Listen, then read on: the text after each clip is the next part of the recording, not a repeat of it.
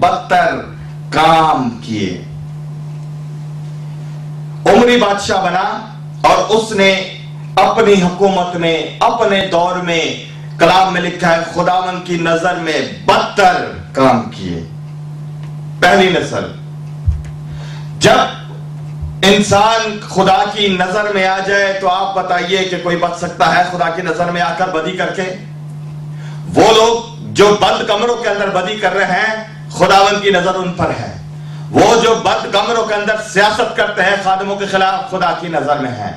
और खुदावन की नजर से कोई बच नहीं सकता है, चाहे आप जितने भी होशियार और चालाक हो, मगर खुदावन की निगाहें हर जगह मौजूद और देखती हैं। और उमरी ने खुदावन की नजर में बदी की, और उन सब बादशाहों से बढ़कर जो उससे पहले थे सबसे ज्यादा बदी करता है।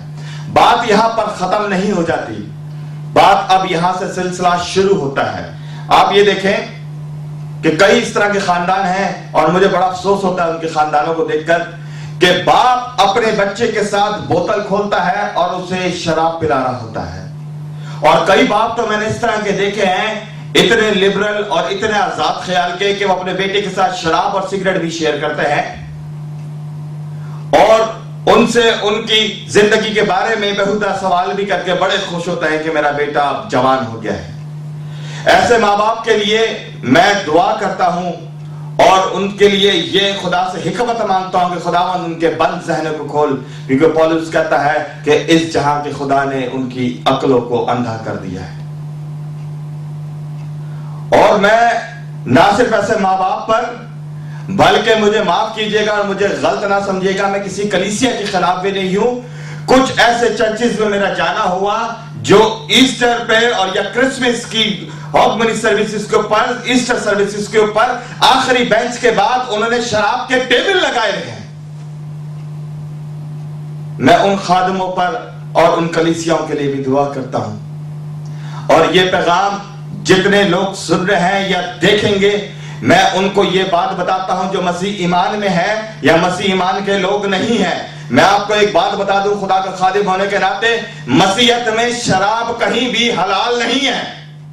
और जो मसीहत के अंदर शराब को हलाल कहते हैं, उनका जहन बंद है और वो खुदा के कलाम को सही तौर पर समझ नहीं सके। अगर समझना चाहते हैं तो मुकाशवा की आखिरी किताब देख लीजिएगा, बुक ऑफ रेवलेशन, जहां पर लिस्ट है लोगों की। उस लिस्ट में एक शराबियों की भी लिस्ट है कि शराबी खुदा की बादशाहत में दाखिल नहीं होंगे।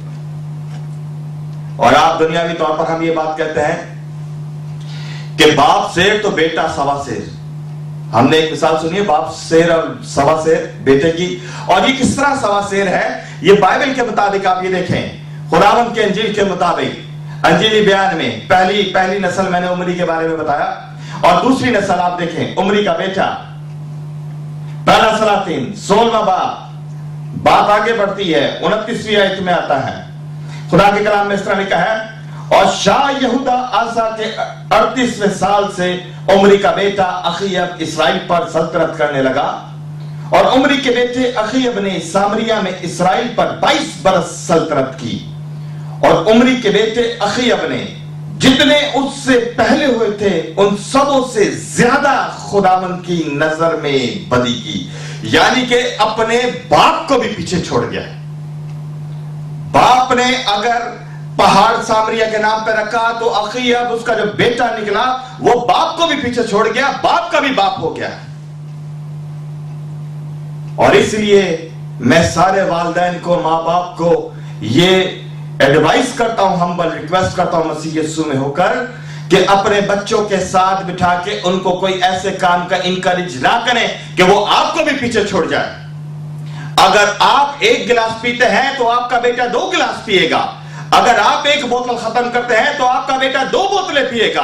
अगर आप एक सिगरेट का पैकेट खत्म करते हैं, आपका बेटा 2 सिगरेट के पैकेट खत्म करेगा। अगर आप एक गुनाह करते हैं, बेटा डबल करेगा। ब्लेसिंग्स भी डबल पोर्शन में पड़ती है और गुनाह उससे ज्यादा तेजी से बढ़ता है। ये मुझ पर आप पर है, हम अपने बच्चों को क्या देखे जाएंगे। ब्लेसिंग्स जिसके बारे में मैंने बताया, इस्तिश्ना का हवाला दिया कि 1000 पुस्तक और बाप दादा की बदकिरदारी की सजा बाइबल कहती है 3री नस्ल तक। आप क्या देख के जाना चाहते हैं, बरकत के लानत? बात यहां पर खत्म नहीं होती, बात और भी आगे बढ़ती है। और एक सब्जेक्ट जो मैं और इसी के अंदर मैं आपको सामने रखना चाहता हूं,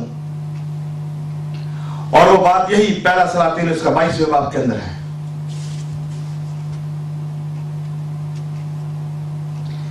अखीयब, उमरी,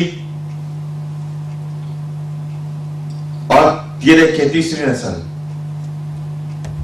पहला सलातीन